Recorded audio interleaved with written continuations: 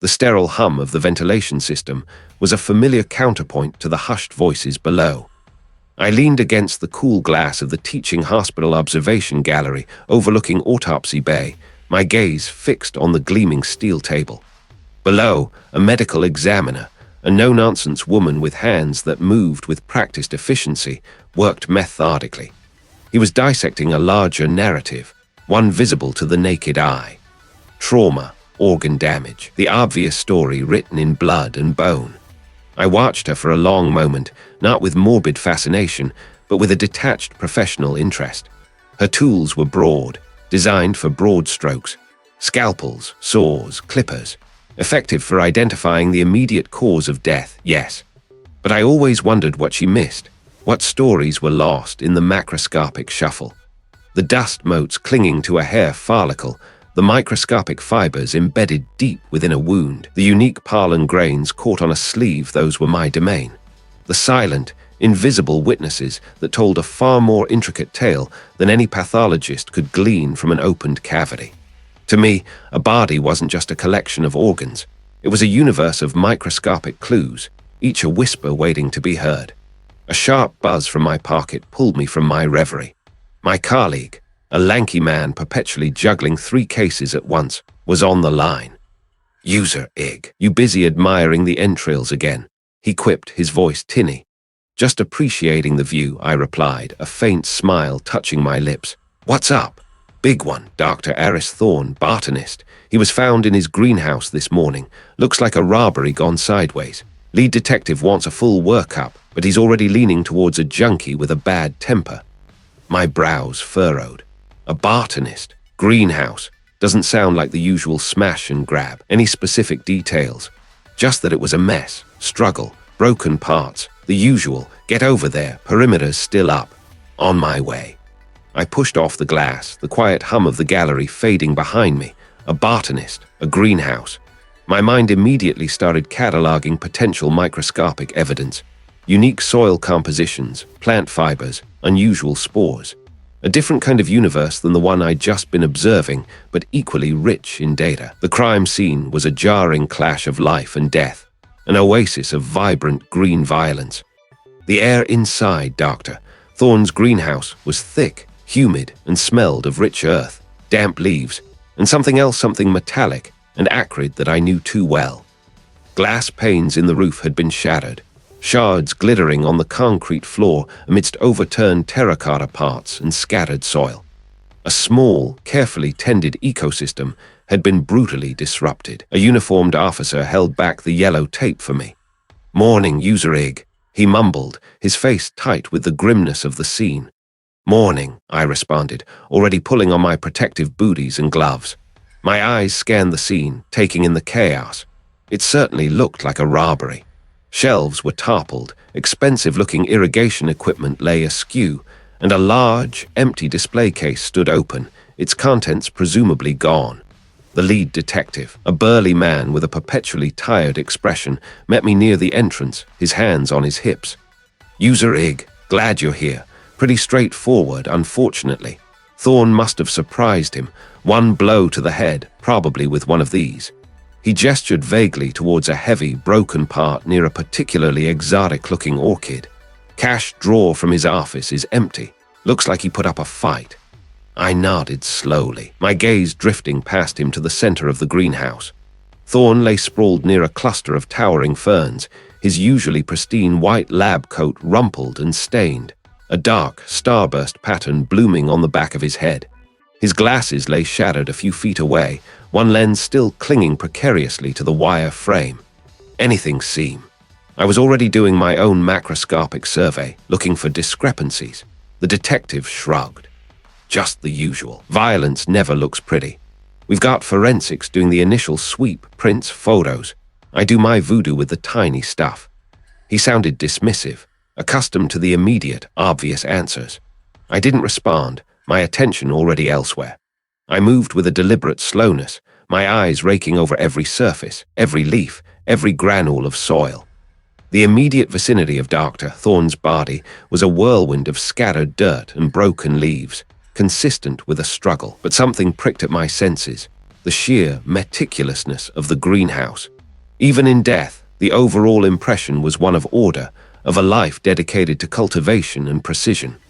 This level of care seemed to clash with the haphazard destruction. I knelt near a particularly vibrant bromeliad, its waxy leaves a deep crimson. My eyes narrowed. On one of the broader leaves, about a foot from Dr. Thorne's outstretched hand, I saw it. It was tiny, almost imperceptible against the glossy green. A speck. Not a speck of dust, not a fragment of soil. It had an almost crystalline sheen, a faint, almost iridescent quality that caught the light in an unnatural way. It was a perfect, multifaceted hexagon, no larger than a pinhead. I leaned closer, my breath held. This wasn't pollen. It wasn't a common fungal spore. It looked synthetic, or, at the very least, completely out of place in a greenhouse, especially one as carefully curated as this. If it was part of the debris from the struggle, it should have been mixed in with everything else. But it was just there, on the leaf, as if carefully placed, or perhaps deliberately brushed off. The detective's theory of a simple botched robbery started to fray in my mind. A junkie wouldn't care about wiping something off a leaf. A desperate robber wouldn't leave behind a single, perfectly formed, shimmering particle. This wasn't random. This was a signature. A microscopic anomaly in a scene's screaming chaos, telling me a different story entirely. A story that had nothing to do with a simple robbery and everything to do with something far more calculated. My determination solidified. This was where the real investigation began. The metallic tang of formaldehyde still clung to my clothes, a phantom sent from the greenhouse. Back in the sterile quiet of my lab, the world felt less chaotic, more ordered. Here, under the hum of the laminar flow hood and the glow of my microscope, I could make sense of things, or at least I could try. I carefully unsealed the evidence bags. The first was a scrap of fabric, snagged from a thorny rose bush near Thorne's body. It was a common, dark polyester blend, the kind you'd find on any cheap work jacket. Nothing immediately remarkable. I mounted a few fibers on a slide, adding a drop of immersion oil, then leaned into the eyepiece. Under 400x magnification, the individual threads resolved into a tight, machine-spun weave. I noted the dye lot, the slight imperfections. Standard. Next, I turned to the soil samples. The crime scene officer had collected several, assuming a struggle had churned up the earth. Most of it was the rich, loamy compost from the greenhouse beds, mixed with a scattering of perlite and vermiculite. But one sample, taken from under Thorne's body, looked different. It was finer, almost silty, with a faint reddish hue. I prepared a wet mount, spreading a pinch of the reddish soil on a slide, adding distilled water and covering it with a cover slip. As I scanned the field, my brow furrowed. This wasn't local soil, not even close. There were distinct quartz grains, angular and fresh, alongside tiny fragments of a dark, igneous rock I didn't immediately recognize. More strikingly, interspersed within the mineral matrix were pollen grains, lots of them, and they weren't from the greenhouse. These were large, triculpate grains, heavily sculptured, almost spiky. I cross-referenced them with my digital database of common and rare flora. It took a few minutes, but the match eventually popped up. Protea cynaroids, the king protea. An exquisite, distinctive flower native to South Africa, not something you'd find growing wild in our temperate climate, and certainly not cultivated in Thorne's greenhouse, which specialized in rare orchids and carnivorous plants. My gut tightened. This wasn't a random break-in. I felt a surge of adrenaline, a familiar thrill that always accompanied the first real crack in a case. I pulled out another slide, this time for the fibers from the generic polyester scrap. I wanted to be thorough. I stained a few strands, then examined them under polarized light. That's when I saw it.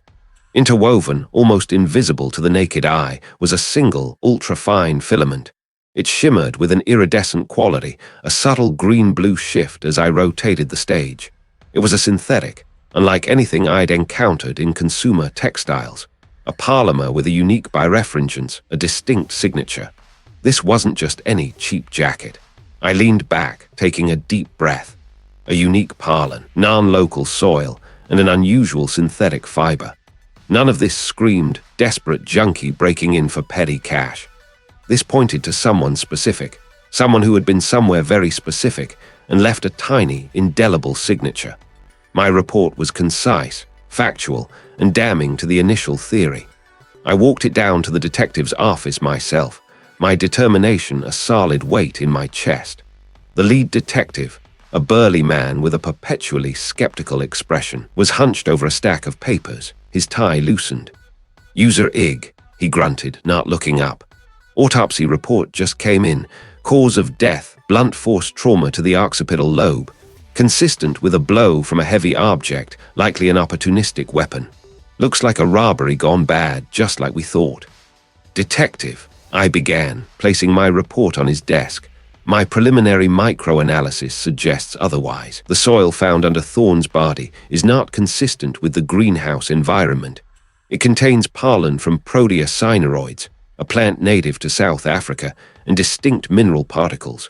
Furthermore, I found an unusual synthetic fiber interwoven with the common polyester from the snags at the scene. It's a highly specialized polymer, not a standard textile." He finally looked up, his eyes narrowing. "Protea? What are I talking about? Are I telling me the killer flew in from South Africa for a few potted plants?" He scoffed, a dismissive sound that grated on my nerves. "Look, User IG, I appreciate my thoroughness, but we've got a clear motive here. The cash box was empty, valuable specimens were disturbed. It's an open and shut case. Some lowlife wanted quick money, got caught, panicked. But the evidence doesn't support a lowlife scenario, detective." I insisted, my voice firm. "These are specific, unusual markers. They suggest a deliberate act and a perpetrator who has been in a very particular environment. A robbery gone bad doesn't explain a South African pollen signature." "Or maybe," he countered, leaning back in his chair, "Thorne had a visitor from South Africa recently, or he went there, or he bought flowers. There are a dozen explanations for a bit of exotic pollen, User IG. Don't go chasing ghosts with my microscope, and we have a perfectly logical explanation staring us in the face." The dismissal stung, but it only fueled my resolve. I knew what I saw. I left his office, the tension a knot in my stomach. He wouldn't look, so I would. My next stop was the teaching hospital observation gallery overlooking Autopsy Bay. The glass partition separated me from the stark reality of the autopsy table, where Thorne's body lay beneath the bright lights, attended by the medical examiner. Thorne reduced to a specimen. My mind raced. The detective was focused on the obvious, the surface. I needed to dig deeper into Thorne's life, his work. Back in my lab, I started with Thorne's professional background. I accessed his university profile, his publications, his grant applications. He was a brilliant botanist, known for his work on extremophile plants, those that thrive in harsh, unusual environments. He had recently secured a significant grant for research into a novel, fast-growing algae strain, one that promised unprecedented biofuel yields. This was it, a potential motive, financial, corporate. This wasn't about petty theft. It was about something much bigger. Thorne's research could be worth billions. I cross-referenced his recent collaborators, and more importantly, academic rivals. One name jumped out, Dr. Alistair Finch, a botanist from a competing university, known for his aggressive pursuit of similar biofuel research. Finch had publicly criticized Thorne's methodology, even accusing him of intellectual property theft in a heated online forum. I found Finch's contact details and called him. He answered on the third ring, his voice clipped and impatient. "Doctor Finch," I began, identifying myself. "I'm investigating the death of Dr. Thorne.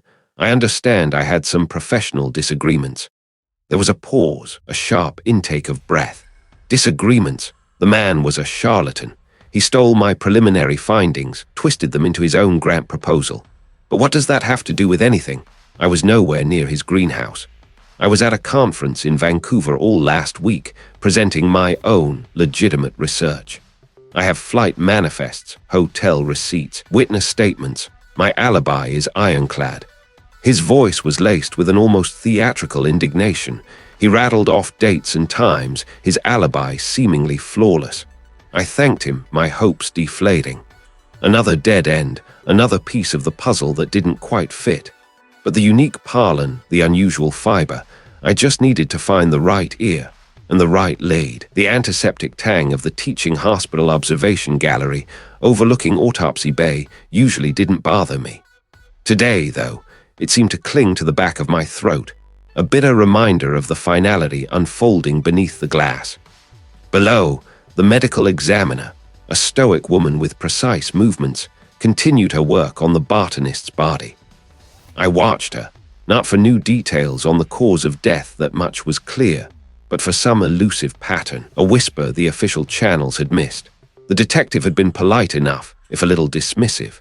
He'd listened to my initial findings about the unusual pollen, scribbled a note or two, then circled back to the random act of violence theory.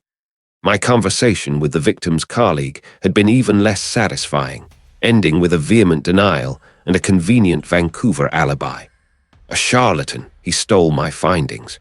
The words echoed in my mind. Sure, professional rivalries could turn nasty, but the sheer brutality of the murder felt impersonal for a squabble over a grant. It was too clean, too efficient for a spontaneous outburst of rage. Random act, the detective had concluded, his voice already moving on to the next case. No forced entry, no valuables taken. A confrontation that escalated. He'd wrapped it up in a neat, digestible package, ready for the case files, but I couldn't shake the feeling that he was looking at the wrong puzzle. The macroscopic world offered one story, the microscopic, an entirely different one. My gaze drifted from the still figure on the gurney to my own reflection in the glass, a determined glint in my eyes. They could call it random. They could chase down disgruntled colleagues. I had something else, something they hadn't even considered. The pollen. It was my anchor, the one undeniable truth in a sea of speculation, not the common garden variety found clinging to the victim's clothes, but the unique, almost alien-looking grains I'd isolated from the deepest crevices of the greenhouse floor, near where the struggle had clearly taken place. They were too large, too perfectly symmetrical, with an intricate surface pattern that didn't match anything in my extensive local flora database. I left the sterile chill of the observation gallery, the hum of the Autopsy Bay fading behind me, and headed straight for my lab. The familiar scent of solvents and ozone was a comfort, a signal that I was back in my element. My workspace, usually a controlled chaos of Petri dishes and microscope slides, felt like a sanctuary. I retrieved the carefully preserved slides, each containing a minuscule sample of the enigmatic pollen. Under the scanning electron microscope, the grains transformed into breathtaking sculptures of biological engineering. Their exine. The outer wall wasn't just patterned, it was structured, almost architectural in its precision. I spent hours lost in the magnified world, meticulously capturing high-resolution images, comparing them against global botanical repositories, even obscure ethnobotanical archives. Nothing, no match, not even a close cousin. This wasn't just an unknown species, it was an anomaly. My fingers flew across the keyboard, cross-referencing morphological characteristics, chemical markers I'd identified, even potential genetic markers I could infer from the structural rigidity. The standard databases yielded nothing but blank screens and no match found alerts. The frustration was a slow burn, but it fueled my resolve. If it wasn't in the public domain, where else could it be? I remembered a conversation with a colleague years ago, a casual mention of proprietary plant genetics, patents held by agricultural giants. It was a long shot, a leap into a heavily guarded digital fortress, but I had to try. I accessed a specialized, restricted database, one usually reserved for government agencies and large corporations, requiring a specific clearance I'd earned through years of expert testimony. The portal loaded slowly, a digital gatekeeper. I entered my parameters, focusing on genetically modified organisms, particularly those with enhanced resilience or unique growth patterns. The search engine whirred, processing the obscure data. My breath hitched as the first few results populated. Then a distinct hit. The image that flashed onto my screen was identical, not similar. Identical. The same intricate exine pattern, the same unusual size, the same subtle chemical signature. This wasn't a natural variant. This was a product. A specific, patented, genetically modified plant. The file listed it as Project Chimera Alpha strain. Highly restricted, experimental, not approved for general cultivation. In fact, its existence was considered a closely guarded secret. My stomach dropped. This wasn't a botanist's personal project, some rogue experiment. This was big. Corporations spent billions developing these strains, protecting their intellectual property with the ferocity of a cornered predator. The victim hadn't just been a botanist. He'd been in possession of something incredibly valuable, something someone was willing to kill for. This wasn't about a personal vendetta or a grant proposal. This was about a secret powerful enough to justify murder. And I, user Ig, had just stumbled into the very heart of it. The air in my lab suddenly felt heavy, charged with a new, dangerous tension. My quest for justice for a murdered botanist had just become infinitely more complicated and terrifying. Below, the medical examiner, a stoic woman with precise movements, continued her work, her voice a low murmur through the speaker, detailing the trauma to the botanist's body. I found myself gripping the cool metal railing, my grip tight. The official story, random act of violence, felt hollow, a convenient dismissal. I couldn't shake the feeling that something far more deliberate had happened. The specks of green on the victim's jacket, the unusual synthetic fiber, they were whispering a different narrative, one I intended to amplify. It was late afternoon, the building mostly quiet. The hum of the HVAC unit and the low thrum of my various instruments were the only sounds accompanying my focused efforts. I powered up my scanning electron microscope, its display flickering to life, and began the meticulous process of analyzing the pollen grains I'd carefully extracted from the victim's clothing. These weren't just any pollen grains. Their morphology was subtly off, exhibiting characteristics I'd only ever seen in highly specialized, genetically modified strains. Under the immense magnification, the intricate surface patterns, the precise apertures, all pointed to a deliberate alteration. I cross-referenced my findings with publicly available databases, then moved to more restricted academic archives. Nothing quite matched. This particular strain was either very new, very niche, or purposefully kept off the books. Next, the synthetic fiber. It was a single, fine filament, almost invisible to the naked eye, but under the polarized light microscope, it shimmered with an unusual birefringence. Its tensile strength, tested with a microforce transducer, was far beyond standard commercial textiles. I ran it through the FDR spectrometer, generating an infrared spectrum. The resulting graph was a convoluted series of peaks and valleys, indicating a complex polymer structure. I compared it against a vast library of known fibers: natural, synthetic, industrial. Again, no exact match. The closest I got were a few experimental polymers, still in the developmental stages, often used in specialized aerospace or biomedical applications. This fiber didn't belong on a botanist's jacket. Hours blurred into the rhythmic clicking of my keyboard, the faint whirring of the centrifuges, and the sharp scent of reagents. I was making progress, small, incremental steps, but progress nonetheless. The GM pollen and the synthetic fiber were anomalies, glaring discrepancies in the random act narrative.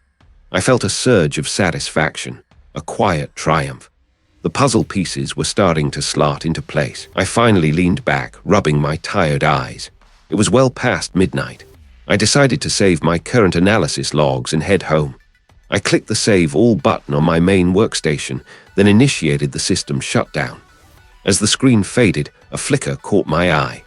My preliminary report on the fiber analysis, a document I'd been working on just before lunch, wasn't there. I blinked, confused. I always saved my work, often redundantly. I checked the recycling bin, empty. I checked the network drive, not there. This wasn't a computer glitch. This was too specific. I retraced my steps, recalling every click, every save.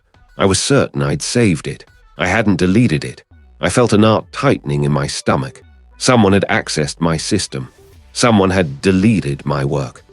My lab was secured by keycard access, and I was meticulous about locking up. Who would even know to look for that specific file and why? It was a basic, descriptive report, nothing overtly sensitive yet. But it was my work. It felt like a phantom touch on my shoulder in an empty room. I stood there for a long moment, the quiet of the lab suddenly feeling less comforting, more watchful. My initial surge of triumph evaporated, replaced by a growing unease. This wasn't just about a botanist anymore. This was about me, and someone trying to stop me. The determination solidified in my gut, hardening into resolve. They thought deleting a file would deter me. They underestimated me. The next morning, the first thing I did was enhance my lab's digital security, adding layers of encryption and intrusion detection. Then, fueled by a potent blend of coffee and stubborn defiance, I headed back to Dr. Thorne's lab. The official police search had been thorough, but they weren't looking for microscopic anomalies or digital ghosts. His lab was still under a police seal. With my forensic credentials and a little persistence, I convinced the officer on duty, a tired-looking man with a permanent frown, to let me in for further examination of environmental samples. He grunted, checked my ID, waved me through, clearly more interested in his lukewarm coffee. The lab was quiet, smelling faintly of dust and dried plant matter. It felt disturbed, despite the police's best efforts to return it to some semblance of order. I moved methodically, my eyes scanning not for the obvious but for the out-of-place, the overlooked. I checked his desk, his shelves of botany texts, his meticulously organized herbarium. Nothing. Then I noticed it.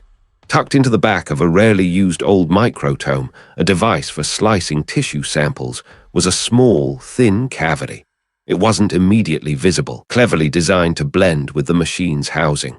I reached in, my fingers brushing against something smooth and cool. I pulled it out. It was a generic black USB flash drive, no markings, no labels. Its simplicity made it stand out. Why hide something so unremarkable? My fingers tingled. I plugged it into my portable forensics laptop, bypassing the lab's network for security. The drive mounted instantly. I clicked to open it. A single folder appeared, labeled Studies. Inside, a collection of files, all encrypted, every single one. My breath hitched. This wasn't just a data chip, this was a digital vault, and someone had gone to great lengths to hide it. This was the real secret, the one worth killing for, the one worth threatening a forensic analyst over. I stared at the encrypted files, the tension in the room thick enough to taste.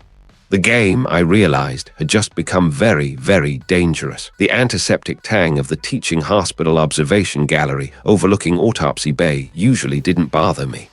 Below, the medical examiner, a stoic woman with precise movements, continued her grim work, but my gaze kept drifting.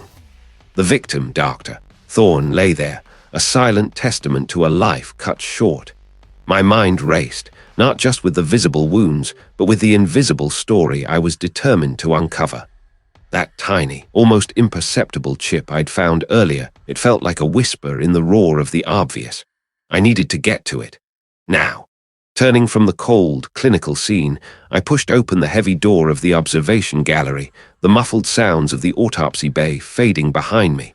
My footsteps echoed down the deserted corridor, a quick rhythm against the dull hum of the hospital.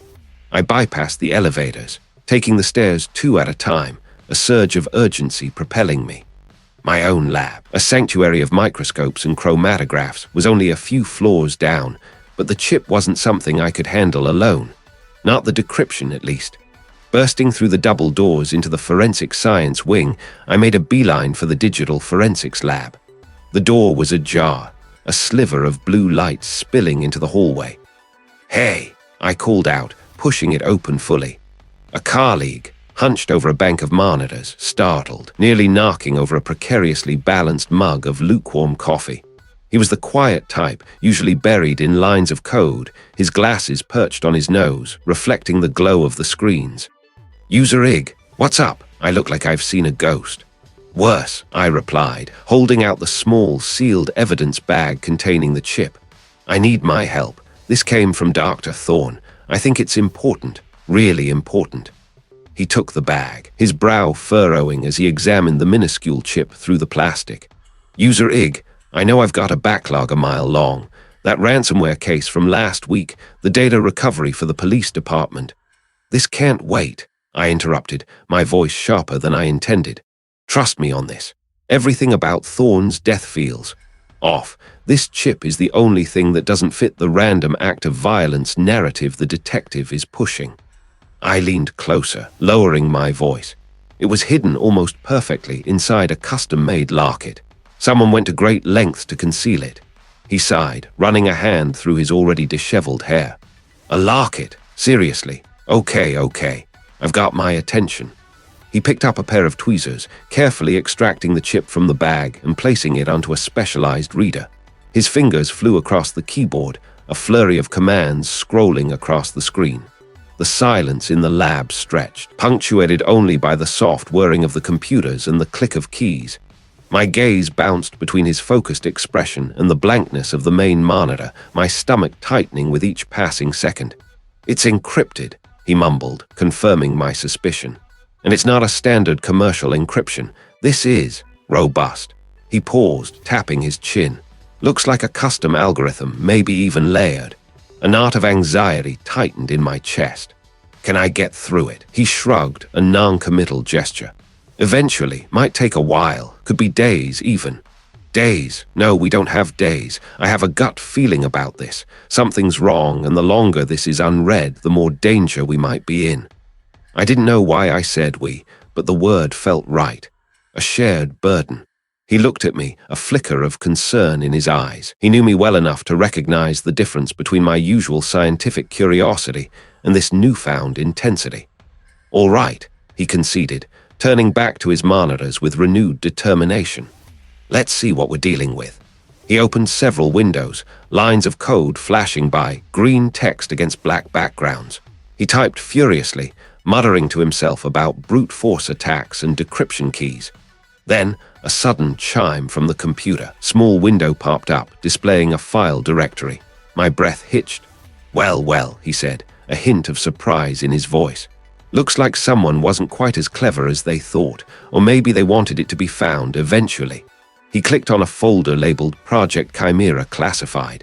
A series of documents and video files appeared. He opened the first document. My eyes scanned the screen, absorbing the words as quickly as they appeared. Project Chimera, genetically modified organism, accelerated growth, enhanced resilience, Biogenesis Corp. He scrolled down, revealing more details. It looks like Dr. Thorne was documenting something illegal. This Project Chimera isn't just a modified crop.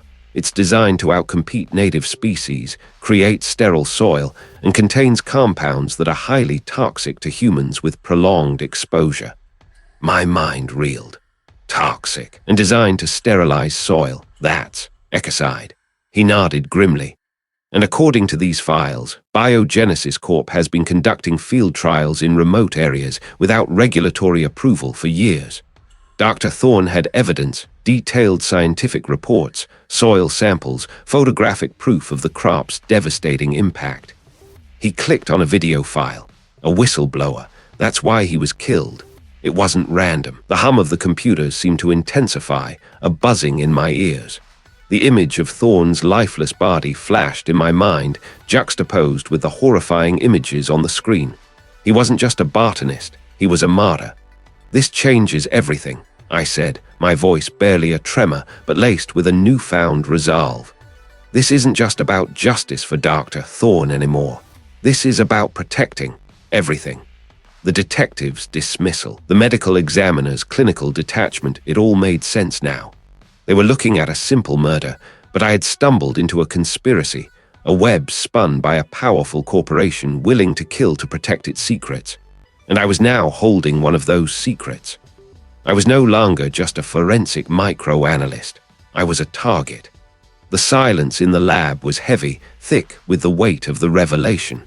He wasn't just a botanist. He was a martyr. What I'd seen under the electron microscope, confirmed by subsequent spectroscopic analysis, wasn't just unusual pollen. It was a synthetic marvel, a bioengineered spore structure I'd never encountered in any natural database. Its crystalline lattice, visible only at extreme magnification, indicated a deliberate, artificial construction. But the truly horrifying part was its payload. Within these microscopic shells, nestled amongst the genetically altered proteins, were dormant viral vectors designed to target specific plant cellular structures. And these spores, alongside traces of a highly aggressive, genetically modified blight, were embedded deep within Thorne's lung tissue, his skin, even his clothes. Thorne hadn't just been murdered. He had been a walking biohazard, a victim and carrier of biogenesis's most dangerous secrets. He must have been trying to expose their illegal bioweaponry, perhaps even attempting to collect samples himself when they caught him. My stomach clenched. This wasn't just corporate espionage anymore. This was a crime against nature, against humanity. The official report would never mention this. The detective who dismissed the case as a random act of violence, the medical examiner who'd listed blunt force trauma as the sole cause of death, they either missed it or they were deliberately blind. Biogenesis's influence was clearly far-reaching. I couldn't trust anyone in official channels now. This was on me.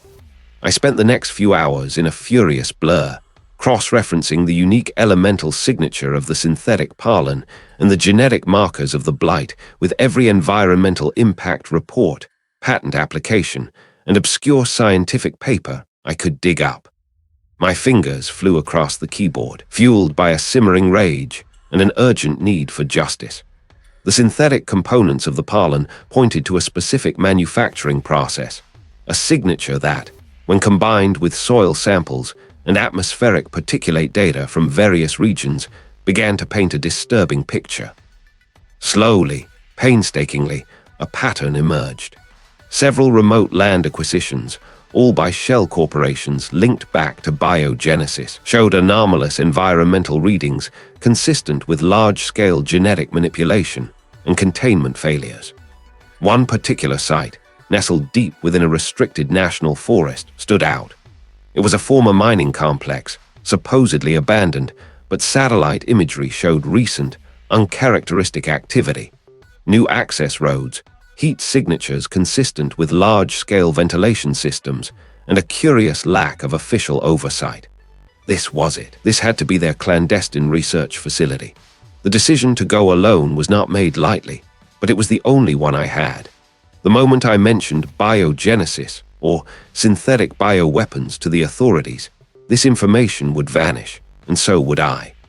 I packed a small bag, my field kit, a high-resolution camera with a macro lens, a secure burner phone, and a compact GPS device. I slipped out of the lab under the cover of a late-night shift change, my movements precise, economical. Before heading out, I made one stop, a place where I could think without interruption, where the weight of life and death was palpable. The teaching hospital observation gallery overlooking Autopsy Bay was usually empty this late, the stainless steel bay below gleaming under harsh fluorescent lights, awaiting the next grim occupant. I stood at the reinforced glass, looking down at the empty tables, the array of sterile tools. Thorne had been on one of those tables. His body, systematically dissected, had held the answers I needed. The cold, clinical environment mirrored the chilling precision of biogenesis's crimes. I took a deep breath, the sterile air doing little to calm the tremor in my hands. This was real. This was dangerous. The drive was long, stretching into the pre-dawn hours. My old sedan ate up the miles, the tires humming a low, anxious tune. As I approached the designated area, the paved road gave way to a gravel track, then a barely discernible dirt path winding deeper into the forest. The air grew cooler, thicker with the scent of pine and damp earth. I parked the car several miles from the coordinates, burying my spare phone and a flash drive with all my data under a loose rock, a desperate contingency. The forest swallowed me whole. The sun was just beginning to paint the sky in muted grays and purples as I moved through the undergrowth, my backpack heavy on my shoulders. Every snapping twig, every rustle of leaves, sent a jolt of adrenaline through me. I was deep in their territory now. The facility itself was cleverly disguised, built into the side of a steep hill. Its entrance, a massive, reinforced steel door camouflaged with overgrown vines and artificial rock cladding. A single, almost invisible camera lens blinked high above the entrance. I found a vantage point on a rocky outcrop overlooking a less secure-looking rear access road. Through my binoculars, I could make out a small, almost hidden service entrance, less fortified than the main one. My heart hammered against my ribs, a frantic drum. I started taking photos, documenting the perimeter, the surveillance points, anything that looked out of place. I needed proof. Suddenly, a flicker of movement. A patrol. 2 armed guards emerged from the shadow of the main entrance, their heavy boots crunching on the gravel path. They were heading in my direction, their flashlights cutting SWAT through the gloom. They weren't looking up, not yet, but they were close. Too close. My breath hitched. My entire body tensed, muscles screaming for stillness. I could hear their low voices now, indistinct but growing louder. One of them whistled a tuneless melody. The beam of a flashlight swept past, just inches from my hiding spot, illuminating a cluster of ferns. My hand instinctively tightened around the camera. One wrong move, one misplaced breath, and I was done for. They were passing directly below me. The hum of the computers back in my lab had intensified to a buzzing in my ears, a phantom echo of the truth I'd just uncovered. Thorne wasn't just a victim. He was a silent testament to a conspiracy. The knowledge sat heavy in my gut, a cold, hard knot. Justice for him, I realized, wouldn't be found in a lab report alone. It needed action. Before I could act, though, I found myself drawn back, a strange magnetic pull, to the teaching hospital observation gallery overlooking Autopsy Bay. The sterile air bit at my skin, sharp and clinical. Below, on the gleaming stainless steel table, a white sheet covered what I knew was Thorne's body. The medical examiner, a stoic figure in scrubs and mask, was meticulously documenting. I watched through the thick glass, a silent observer in a world of stark realities. I remembered the initial, superficial assessment, a random act. Now, knowing what I knew, the meticulous precision of the wounds, the specific nature of his death, screamed a different narrative. He had been silenced, not randomly attacked. The image of his lifeless form, so carefully dissected below, fueled a quiet fire in me. I wasn't just looking for evidence anymore. I was chasing a ghost of a man who deserved more than oblivion. The biogenesis facility loomed, a concrete monolith shrouded in the pre-dawn gloom. I'd spent hours poring over schematics, finding the weak points, the service tunnels, the rarely used access panels. The heavy-duty bolt on the service tunnel door clicked open with a surprising lack of resistance, a minor victory that sent a shiver down my spine. Too easy, perhaps. Inside, the labyrinthine corridors stretched, clean and stark, bathed in the glow of emergency lighting. My headlamp cut a focused beam, illuminating dust motes dancing in the stale air. Each step was measured, my ears straining for any sound beyond the distant thrum of ventilation systems. I knew the head of Project Chimera often worked late, notoriously obsessive. My gut told me they'd be here, tidying up loose ends. My target was the restricted research lab, the heart of Project Chimera, 2 levels down. I found the lab door ajar, a sliver of light escaping into the corridor. My pulse quickened, a drumbeat in my ears. I edged closer, pressing my ear against the cool metal. Faint sounds filtered through a rustling, the low whir of a machine, and a soft, rhythmic thump-thump. I pushed the door open, just a fraction more, and slipped inside. The head of Project Chimera stood hunched over a large, industrial shredder, feeding what looked like lab notes and data sheets into its hungry maw. Their back was to me, their focused posture radiating a frantic energy.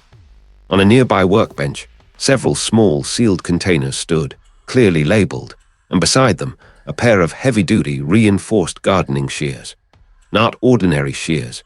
These were specialized, with sharpened, serrated blades designed for cutting through thick, woody stems. The head of Project Chimera spun around, a startled gasp escaping their lips. Their face, usually composed and imperious, was a mask of shark, eyes wide with a mixture of fear and dawning fury. They were wearing thick, reinforced gloves, the same type I'd noted in the initial crime scene photos, specific black nitrile with a unique textured grip. A microscopic fiber from one of those gloves, I remembered, had been lodged in Thorne's collar. You shouldn't be here. The head hissed, their voice low and venomous.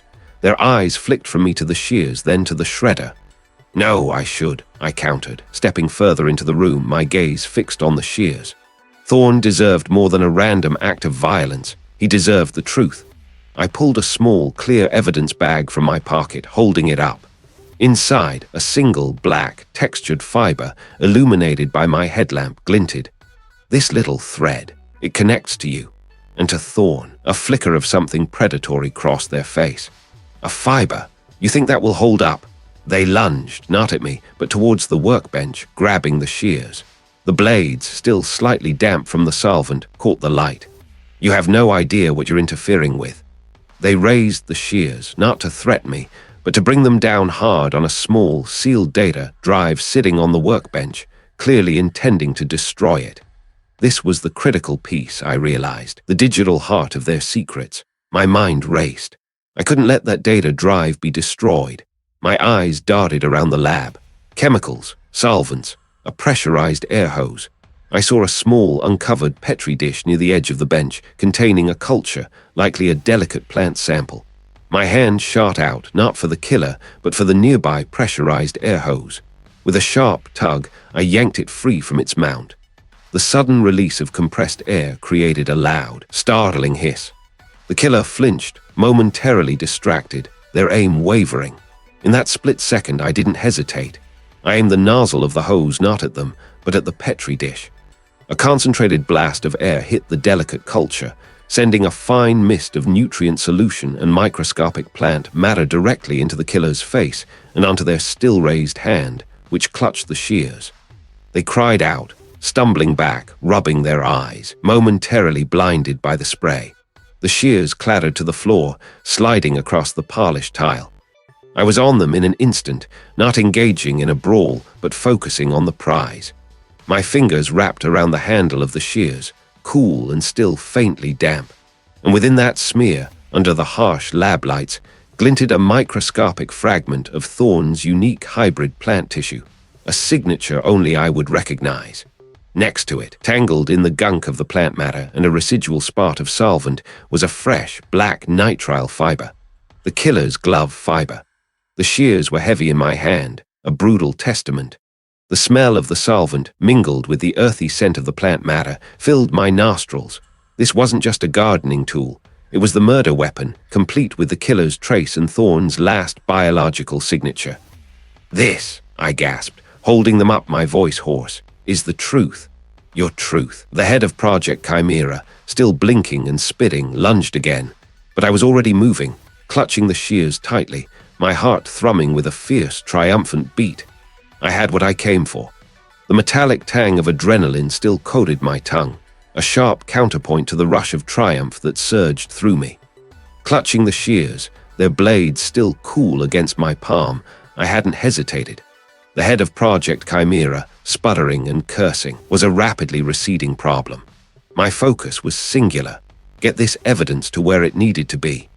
The journey back was a blur of frantic energy, my mind already cataloging the microscopic potential of what I held. I knew exactly what I'd find embedded in the serrated edges, the minute fibers and pollen grains that would shadow their carefully constructed lies. It wasn't just about the murder anymore. It was about the deliberate destruction of an ecosystem, the callous disregard for life, all for the sake of a patented miracle crop. I bypassed my lab, heading straight for the precinct, not bothering to call ahead. The detective, looking rumpled and perpetually tired, was in his office, brow furrowed over a stack of reports. He looked up, startled, as I burst in, the shears held aloft like a trophy. "User Ig, what in the—" he began, pushing his chair back. "I have it," I stated, my voice firm despite the tremor in my hands. "The final piece. The head of Project Chimera, the shears, I found them. They're covered in it." He narrowed his eyes, then comprehension dawned, replacing his weariness with a flicker of intense interest. "Covered in what?" "The unique pollen, the specific fibers from the genetically modified plants they were cultivating," I explained, my words tumbling out in a rush. "The same ones, Doctor," Thorne was trying to expose, "the ones that only grow in that clandestine facility. The ones that were on Dr. Thorne's clothes." The ones that prove the head of Project Chimera was there at the scene and used these. I laid the shears carefully on his desk, the dull metal glinting under the harsh office lights. This isn't just about a murder weapon. It's about motive, opportunity, and a corporate conspiracy that reaches to the highest levels of Biogenesis Corp. The detective picked up the shears, his touch surprisingly gentle, almost reverent. He studied them, then looked at me, a slow, knowing nod spreading across his face. I did it, user Ig. I really did it. The next few hours were a whirlwind. My detailed analysis, backed by the physical evidence from the shears, provided the irrefutable link. The unique genetic markers of the pollen and plant fibers, so minute they were invisible to the naked eye, screamed their truth under my microscope. The detective moved swiftly. Arrest warrants were issued. The head of Project Chimera was apprehended, along with several other key figures within Biogenesis Corp., their faces plastered across news channels, grim and defeated. The conspiracy, once a shadowy whisper, was now a public spectacle. Environmental groups erupted in outrage, demanding accountability. The story of Dr. Thorne, once dismissed as a random tragedy, became a rallying cry for corporate responsibility. Days later, the initial storm had settled into a steady drizzle of legal proceedings and public debate. I found myself in a place I often frequented for quiet contemplation, the teaching hospital observation gallery overlooking Autopsy Bay. The sterile air, the muted hum of ventilation, and the distant clink of instruments below were a familiar symphony. I leaned against the cool glass, my gaze fixed on the scene unfolding beneath me. On a stainless steel table, shrouded in a pristine white sheet, lay a figure. Not Dr. Thorne, no. Her examination had been long concluded, her story now fully told. This was another, a victim of a different tragedy, but the meticulous process below was the same. A forensic pathologist, methodical and precise, worked with a junior colleague, their movements economical, respectful. I watched, detached yet deeply connected. My own work, often confined to the microscopic, felt inextricably linked to this stark reality of life and death. The silent, almost sacred ritual of uncovering truth, whether through a scalpel or a scanning electron microscope, was a shared purpose. A colleague, one of the senior pathologists I often collaborated with, approached me, a quiet smile on her face. User Ig, heard the news. Remarkable work. Truly, I offered a small shrug, a faint warmth spreading through me. Just doing my job. No, she countered softly, her eyes meeting mine. I went beyond my job. I gave a voice to the voiceless. I gave Dr. Thorne justice. Her words resonated, settling deep within me. Justice. It was a heavy word, imbued with so much expectation. Was it truly achieved? The head of Project Chimera and his cohorts would face the consequences. Biogenesis Corp would be held accountable. The truth was out, but Dr. Thorne was still gone. I looked back down at the Autopsy Bay, at the quiet dignity of the work. The cost of truth, I reflected, was often immense. It demanded sacrifice, risk, and an unwavering belief in the power of the unseen. For me, it had been a journey into the smallest particles, where every speck of dust, every stray fiber, every single pollen grain held a universe of information, a universe that, when meticulously pieced together, could dismantle an empire and bring light to the darkest corners. The silence in the teaching hospital observation gallery overlooking Autopsy Bay was different from the silence of my lab. Here, it was a heavy, respectful hush, punctuated only by the low hum of ventilation and the occasional clink of instruments from below. I leaned against the cool glass, my breath fogging a small circle before dissipating. Below, a team of medical examiners worked with practiced efficiency. No dramatic reveals, no sudden twists, just the methodical uncovering of truth, one incision at a time. Justice. The word still echoed, a persistent rhythm in the back of my mind. The head of Project Chimera, along with his inner circle, had been arrested.